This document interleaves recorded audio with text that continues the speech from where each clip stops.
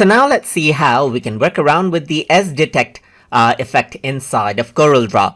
So over here you can see that I have this particular file, and in order to go ahead and work around with the sDetect, you need to first of all go into the effects menu right here and then go around over here onto the counter effect right here. So once you go ahead onto counter, you can see that sDetect is an option, and if you were to go ahead and choose this, then what happens is that the edges of the images are detected, and you can see that it is outlined just like that. You can also go for blacks, and then for this particular S, what happens is that on the black background you got a white print, and similarly you can see that this is what you have.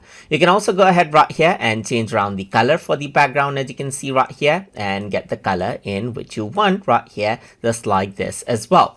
So this is what you have, and you can go for white or black, as you can see right here, in white as well. Let's say for example you can choose a particular color right here, just like this, and that is what you have. If I were to change around the sensitivity level, you can see that it detects the edges out with much more accuracy right here, just like this, and this is what you have, as you can see. And that is how you can work around with the sDetect option inside of Corel Draw and apply the effects just like that.